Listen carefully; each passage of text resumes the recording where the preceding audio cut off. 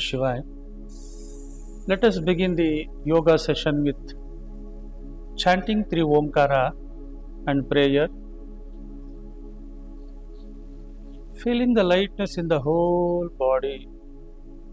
ಇಡೀ ಶರೀರವು ಸಂಪೂರ್ಣವಾಗಿ ಸಡಿಲವಾಗುತ್ತಾ ಇರುವುದನ್ನು ಗಮನಿಸುತ್ತಾ become aware of your breathing. ಉಸಿರಾಟವನ್ನು ಗಮನಿಸಿ. ನಿಧಾನವಾದ ಉಸಿರಾಟದ ಜೊತೆ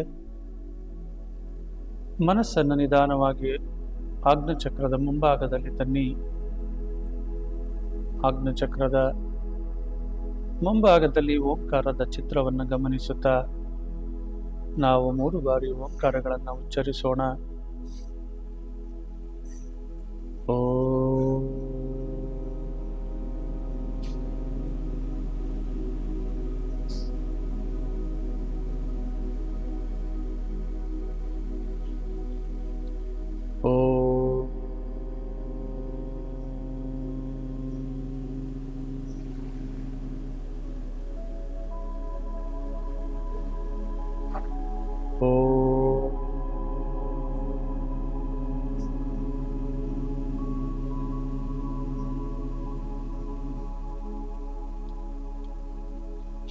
ಪ್ರಾರ್ಥನೆಯೊಂದಿಗೆ ಈಗ ಅಭ್ಯಾಸದ ಪ್ರಾರಂಭ. ನಮಸ್ಕಾರ ಮುದ್ರೆ. ದೀರ್ಘ ಉಸಿರು ತೆಗೆದುಕೊಳ್ಳಿ.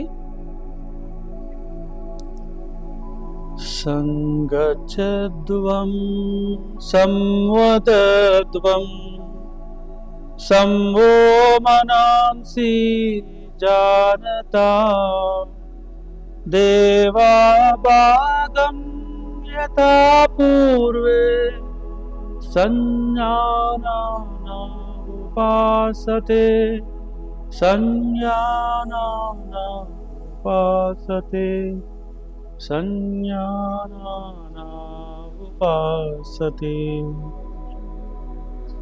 ನಿಧಾನವಾಗಿ 2 ತೋಳುಗಳನ್ನು ಹಿಂದೆ ತೆಗೆದುಕೊಳ್ಳಿ. Stretch the shoulders, raise your head up. Exhale slowly, bend the trunk and offer the salutations to all the sages, Almighty. ನಿಧಾನವಾಗಿ ಎಲ್ಲ ಗುರುವರ್ಯರಿಗಳಿಗೂ ವಂದಿಸುತ್ತಾ ನಿಧಾನವಾಗಿ ಮೇಲೆ ಬನ್ನಿ. Release the arms. Gently rub the palms on the face, cheeks and the chin. ತಾಡಾಸನದಿಂದ ಈಗ ಸೂಕ್ಷ್ಮ ವ್ಯಾಯಾಮಗಳ ಅಭ್ಯಾಸ. ಮೊದಲು 2 ಕಾಲುಗಳಲ್ಲಿ ಅರ್ಧ ಅಡಿಯಷ್ಟು ಅಗಲ ಮಾಡಿ ನಾವು ನಿಧಾನವಾಗಿ ಸೂಕ್ಷ್ಮ ವ್ಯಾಯಾಮಗಳ ಅಭ್ಯಾಸ. ಕುತ್ತಿಗೆಯ ಭಾಗಕ್ಕೆ ಹಸ್ತಗಳನ್ನು ನಿಧಾನವಾಗಿ ಸೊಂಟದ ಮೇಲೆ ಇಡಿ. ಸೂಕ್ಷ್ಮ ವ್ಯಾಯಾಮಗಳು ಗ್ರೀವ ಶಕ್ತಿ ವಿಕಾಸಕ. ಮೊದಲು ಉಸಿರು ಬಿಡುತ್ತಾ ನಿಧಾನವಾಗಿ ಕುತ್ತಿಗೆಯನ್ನು ಮುಂದಕ್ಕೆ ಬಾಗಿಸಿ ಗದ್ದವನ್ನು ಒತ್ತಿ ಉಸಿರು ತೆಗೆದುಕೊಳ್ಳುತ್ತಾ ನಿಧಾನವಾಗಿ ಕುತ್ತಿಗೆಯನ್ನು ಹಿಂದಕ್ಕೆ ಬಾಗಿಸೋಣ. ಎಷ್ಟು ಸಾಧ್ಯವೋ ಅಷ್ಟು ಹಿಂದಕ್ಕೆ ಬಾಗಿಸಿ ಉಸಿರನ್ನು ಬಿಡುತ್ತಾ ನಿಧಾನವಾಗಿ ಕುತ್ತಿಗೆಯನ್ನು ಮುಂದಕ್ಕೆ ಬಾಗಿಸೋಣ. ಮತ್ತೆ ಉಸಿರನ್ನು ತೆಗೆದುಕೊಳ್ಳುತ್ತಾ ನಿಧಾನವಾಗಿ ಕುತ್ತಿಗೆಯನ್ನು ಹಿಂದಕ್ಕೆ ಬಾಗಿಸೋಣ.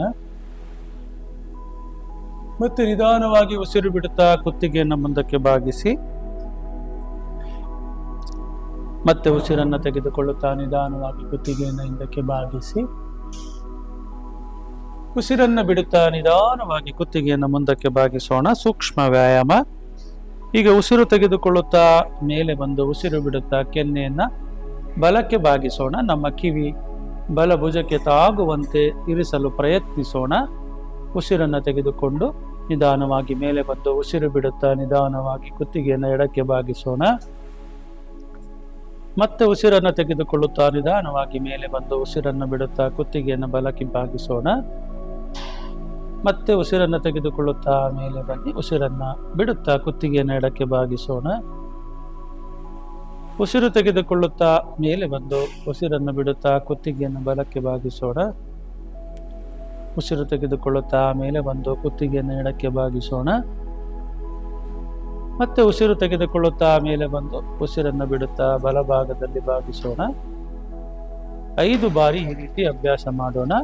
ಕುತ್ತಿಗೆಯನ್ನು ಎಡಕ್ಕೆ ಬಾಗಿಸಿ ನಂತರ ಮೇಲೆ ಬಂದು ನಿಧಾನವಾಗಿ ಕುತ್ತಿಗೆಯನ್ನು ಬಲಕ್ಕೆ ತಿರುಗಿಸೋಣ. ಗದ್ದ ಭುಜಕ್ಕೆ ತಾಗುವಂತೆ ನಿಧಾನವಾಗಿ ಉಸಿರು ತೆಗೆದುಕೊಳ್ಳುತ್ತಾ ಮುಂದೆ ಬಂದು ಕುತ್ತಿಗೆಯನ್ನು ಎಡಕ್ಕೆ ತಿರುಗಿಸೋಣ.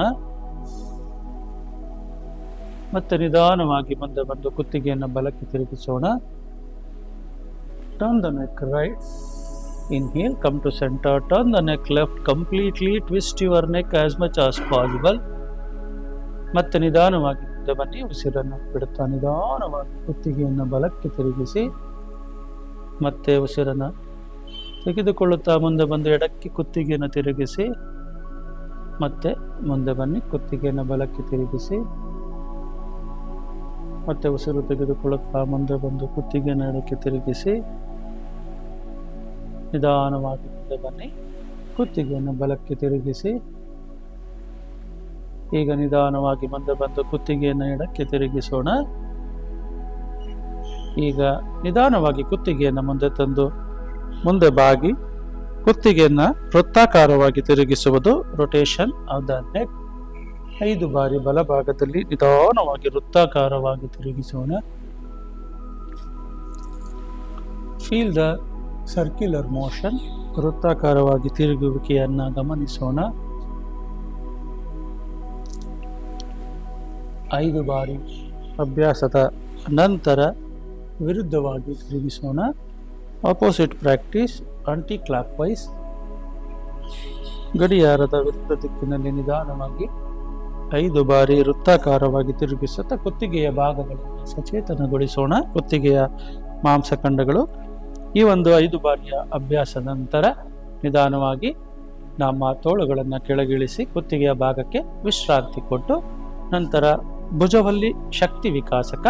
ಈಗ ಭುಜಗಳಿಗೆ ನಾವು ಒಂದು ಅಭ್ಯಾಸವನ್ನು ಕೈಗೊಳ್ಳೋಣ. ಮೊದಲು ಹಸ್ತದ ಬೆರಳುಗಳನ್ನು ಭುಜಗಳ ಮೇಲೆ ಇಟ್ಟು ಮೊಣಕೈಗಳನ್ನು ಸೇರಿಸಿ ಉಸಿರು ತೆಗೆದುಕೊಳ್ಳುತ್ತಾ ನಿಧಾನವಾಗಿ ತೋಳುಗಳನ್ನು ಮೇಲೆ ಎತ್ತಿ ಉಸಿರು ಬಿಡುತ್ತಾ ನಿಧಾನವಾಗಿ ಭುಜಗಳನ್ನು ಕೆಳಗಿಳಿಸೋಣ.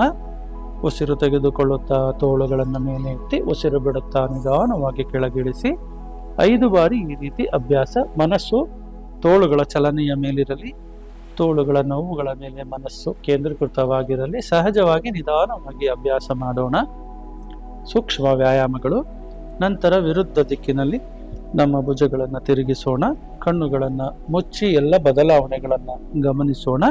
ಭುಜವಲ್ಲಿ ಶಕ್ತಿ ವಿಕಾಸಕ ಭಾಗ 1. ಇದನ್ನು ಪೂರ್ಣಗೊಳಿಸಿದ ನಂತರ ಭಾಗ 2 ಅಭ್ಯಾಸ ಮಾಡೋಣ. 5 ಬಾರಿಯ ನಂತರ ತೋಳುಗಳನ್ನು ಕೆಳಗಿಳಿಸಿ ಈಗ ನಿಧಾನವಾಗಿ 2 ತೋಳುಗಳನ್ನು ಉಸಿರು ತೆಗೆದುಕೊಳ್ಳುತ್ತಾ 2ನೆಯ ಭಾಗವನ್ನು ಅಭ್ಯಾಸ ಮಾಡೋಣ. ಉಸಿರು ತೆಗೆದುಕೊಳ್ಳುತ್ತಾ ನಿಧಾನವಾಗಿ 2 ತೋಳುಗಳನ್ನು ಮೇಲೆ ಎತ್ತಿ ಎಷ್ಟು ಸಾಧ್ಯವೋ ಅಷ್ಟು ಮೇಲೆ ಎತ್ತಿ ಹಸ್ತಗಳು ವಿರುದ್ಧ ದಿಕ್ಕಿನಲ್ಲಿರಲಿ. ನಿಧಾನವಾಗಿ ಉಸಿರು ಬಿಡುತ್ತಾ ತೋಳುಗಳನ್ನು ಕೆಳಗಿಳಿಸಿ 3 ರಿಂದ 5 ಬಾರಿ ಅಭ್ಯಾಸ ಮಾಡಿ ಉಸಿರು ತೆಗೆದುಕೊಳ್ಳುತ್ತಾ ನಿಧಾನವಾಗಿ ತೋಳುಗಳನ್ನು ಮೇಲೆ ಎತ್ತಿ ಉಸಿರು ಬಿಡುತ್ತಾ ನಿಧಾನವಾಗಿ ತೋಳುಗಳನ್ನು ಕೆಳಗಿಳಿಸಿ ಉಸಿರನ್ನು ತೆಗೆದುಕೊಳ್ಳುತ್ತಾ ನಿಧಾನವಾಗಿ ತೋಳುಗಳನ್ನು ಮೇಲೆ ಎತ್ತಿ ಉಸಿರು ಬಿಡುತ್ತಾ ನಿಧಾನವಾಗಿ ತೋಳುಗಳನ್ನು ಕೆಳಗಿಳಿಸಿ ಮತ್ತೊಮ್ಮೆ ಅಭ್ಯಾಸ. ಉಸಿರು ತೆಗೆದುಕೊಳ್ಳುತ್ತಾ ನಿಧಾನವಾಗಿ ತೋಳುಗಳನ್ನು ಮೇಲೆ ಎತ್ತಿ ಉಸಿರನ್ನು ಬಿಡುತ್ತಾ ನಿಧಾನವಾಗಿ ತೋಳುಗಳನ್ನು ಕೆಳಗಿಳಿಸಿ 5 ಬಾರಿಯ ನಂತರ ವಿಶ್ರಾಂತಿ ಕೊಡಿ. ಭುಜಗಳನ್ನು ಗಮನಿಸಿ 10 ರಿಂದ 15 ಸೆಕೆಂಡುಗಳ ಕಾಲ ಈ ಒಂದು ಭಂಗಿಯಲ್ಲಿ ವಿಶ್ರಾಂತಿ ಭಂಗಿಯಲ್ಲಿ ವಿರಮಿಸಿದ ನಂತರ ಕಟಿಶಕ್ತಿ ವಿಕಾಸಕ ಸೊಂಟದ ಭಾಗಕ್ಕೆ ಒಂದು ಶಕ್ತಿಯನ್ನು ಕೊಡುವ ಅಭ್ಯಾಸ. ಕಾಲುಗಳನ್ನು ಅರ್ಧ ಅಡಿಯಷ್ಟು ಅಗಲ ಮಾಡಿ ಉಸಿರು ತೆಗೆದುಕೊಳ್ಳುತ್ತಾ 2 ತೋಳುಗಳನ್ನು ಮೇಲೆ ಎತ್ತಿ ಹಸ್ತಗಳು ವಿರುದ್ಧ ದಿಕ್ಕಿನಲ್ಲಿ ಇರಿಸುತ್ತಾ ಹಸ್ತಗಳ ಮುಖ ಒಂದಕ್ಕೊಂದು ನೋಡುವಂತೆ ನಿಧಾನವಾಗಿ ಸೊಂಟವನ್ನು ಬಲಕ್ಕೆ ತಿರುಗಿಸಿ ಎಷ್ಟು ಸಾಧ್ಯವೋ ಅಷ್ಟು ನಮ್ಮ ಸೊಂಟವನ್ನು ಕುತ್ತಿಗೆಯನ್ನು ಬಲಕ್ಕೆ ತಿರುಗಿಸಿ ನಂತರ ನಿಧಾನವಾಗಿ ಮುಂದೆ ಬನ್ನಿ. ಈಗ ನಿಧಾನವಾಗಿ ಸೊಂಟವನ್ನು ಎಡಕ್ಕೆ ತಿರುಗಿಸೋಣ. ಎಷ್ಟು ಸಾಧ್ಯವೋ ಅಷ್ಟು ಎಡಕ್ಕೆ ಸೊಂಟದ ಭಾಗವನ್ನು ತಿರುಗಿಸಿ ಶಕ್ತಿಯನ್ನು ಗಮನಿಸೋಣ. ನಿಧಾನವಾಗಿ ಮುಂದೆ ಬಂದು ಮತ್ತೆ ನಿಧಾನವಾಗಿ ಬಲಭಾಗದಲ್ಲಿ ತಿರುಗಿಸೋಣ. ಮನಸ್ಸು ಉಸಿರಾಟದ ಮೇಲೆ ಇರಲಿ. ಉಸಿರು ತೆಗೆದುಕೊಳ್ಳುತ್ತಾ ನಿಧಾನವಾಗಿ ಮುಂದೆ ಬನ್ನಿ. ಉಸಿರು ಬಿಡುತ್ತಾ ಎಡಕ್ಕೆ ತಿರುಗಿಸಿ ಸೊಂಟವನ್ನು ಮತ್ತು ಕುತ್ತಿಗೆಯನ್ನು ಸಾಧ್ಯವಾದಷ್ಟು ಎಡಕ್ಕೆ ತಿರುಗಿಸಿ ಮತ್ತೆ ನಿಧಾನವಾಗಿ ಮುಂದೆ ಬನ್ನಿ. ಮತ್ತೆ ಬಲಭಾಗದಲ್ಲಿ ಸೊಂಟವನ್ನು ತಿರುಗಿಸಿ ನಿಧಾನವಾಗಿ ಮುಂದೆ ಬಂದು ಸೊಂಟವನ್ನು ಎಡಕ್ಕೆ ತಿರುಗಿಸಿ ನಿಧಾನವಾಗಿ ಅಭ್ಯಾಸ ಮಾಡಿ. ಹಾಗೆ ಮುಂದೆ ಬನ್ನಿ, ತೋಳುಗಳನ್ನು ಕೆಳಗಿಳಿಸಿ. ಈಗ ಸೊಂಟವನ್ನು ಕುತ್ತಿಗೆಯನ್ನು ಸಡಿಲ ಬಿಟ್ಟು ವಿಶ್ರಾಂತಿಗೊಳಿಸಿ.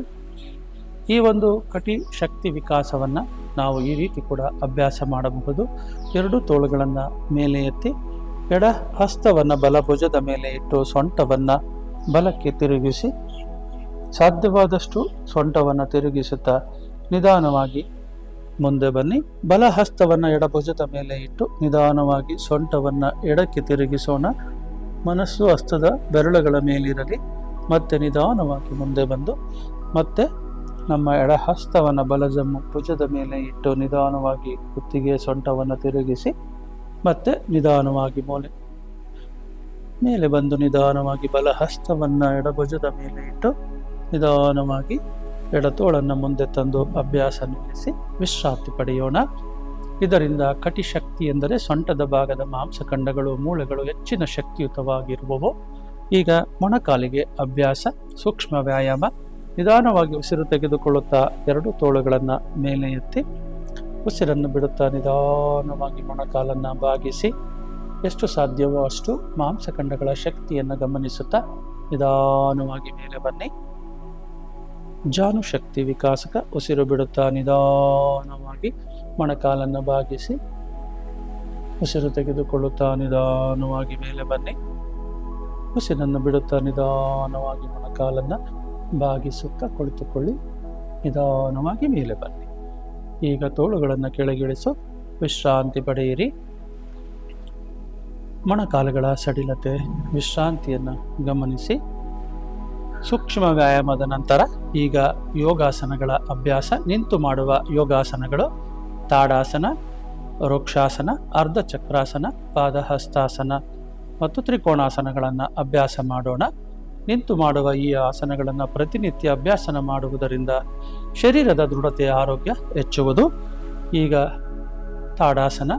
ತಾಡಾಸನದಲ್ಲಿ ಎರಡು ಹಿಮ್ಮಡಿಗಳನ್ನು ಸೇರಿಸಿ, ಇದು ತಾಡಾಸನದ ಭಂಗಿ. ನಿಂತು ಮಾಡುವ ಯಾವುದೇ ಆಸನಗಳನ್ನು ನಾವು ಈ ಭಂಗಿಯ ಮೂಲಕ ಪ್ರಾರಂಭಿಸುತ್ತೇವೆ. ತಾಡಾಸನದ ನಂತರ ನಾವು ಈಗ ವೃಕ್ಷಾಸನದ ಅಭ್ಯಾಸ. ಇದು ಬ್ಯಾಲೆನ್ಸಿಂಗ್ ಪೋಸ್ಚರ್, ಸಮತೋಲನದ ಅಭ್ಯಾಸ, ಟ್ರೀ ಪೋಸ್ಚರ್.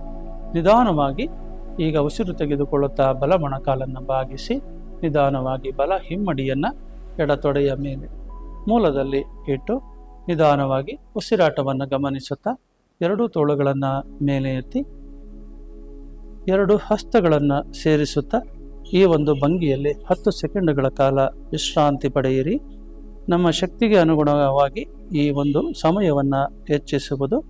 ನಂತರ ನಿಧಾನವಾಗಿ ಎರಡು ತೋಳುಗಳನ್ನು ಕೆಳಗಿಳಿಸಿ ಬಲಗಾಲನ್ನು ಕೆಳಗಿಳಿಸಿ ವಿಶ್ರಾಂತಿ ಕೊಡಿ. ವಿಶ್ರಾಂತಿಯ ನಂತರ ಮತ್ತೆ ವಿರುದ್ಧ ದಿಕ್ಕಿನಲ್ಲಿ ಅಭ್ಯಾಸ. ಎರಡು ಕಾಲುಗಳನ್ನು ಸೇರಿಸಿ ಬಲ ಮೊಣಕಾಲನ್ನು ಬಿಗಿಗೊಳಿಸಿ ಇಡೀ ಶರೀರದ ಒತ್ತಡ ಬಲಪಾದದ ಮೇಲಿರಲಿ. ಉಸಿರು ತೆಗೆದುಕೊಳ್ಳುತ್ತಾ ಎಡ ಮೊಣಕಾಲನ್ನು ಬಾಗಿಸಿ ಎಡ ಹಿಮ್ಮಡಿಯನ್ನು ಬಲ ತೊಡೆಯ ಮೂಲದಲ್ಲಿ ಸೇರಿಸಿ ಉಸಿರು ತೆಗೆದುಕೊಳ್ಳುತ್ತಾ ನಿಧಾನವಾಗಿ ತೋಳುಗಳನ್ನು ಮೇಲೆ ಎತ್ತಿ ನಿಧಾನವಾಗಿ ಎರಡು ಹಸ್ತಗಳನ್ನು ಸೇರಿಸಿ ಎರಡು ತೋಳುಗಳನ್ನು ನೇರವಾಗಿ ಚಾಚಿ ನಮಸ್ಕಾರ ಮುದ್ರೆಯಲ್ಲಿ ಹಾಗೆ ವಿಶ್ರಾಂತಿ ಪಡಿ. 10 ಸೆಕೆಂಡ್ಗಳ ಕಾಲ ವಿಶ್ರಾಂತಿಯ ನಂತರ ನಿಧಾನವಾಗಿ ತೋಳುಗಳನ್ನು ಕೆಳಗಿಳಿಸಿ ನಿಧಾನವಾಗಿ ಕಾಲನ್ನು ಕೆಳಗಿಳಿಸಿ ವಿಶ್ರಾಂತಿ ಕೊಡಿ. 10 ರಿಂದ 15 ಸೆಕೆಂಡ್ಗಳ ಕಾಲ ವಿಶ್ರಾಂತಿ ಕೊಡಿ. ಪ್ರತಿಯೊಂದು ಆಸನದ ನಂತರ ವಿಶ್ರಾಂತಿ ಅತಿ ಅವಶ್ಯಕ.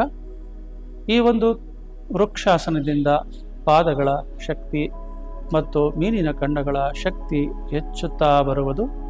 ಹಾಗೆ ಮನಸ್ಸು ಏಕಾಗ್ರತೆಯಿಂದ ಮತ್ತು ಮನಸ್ಸಿನ ಸದೃಢತೆ ಹೆಚ್ಚುತ್ತಾ ಬರುವುದು.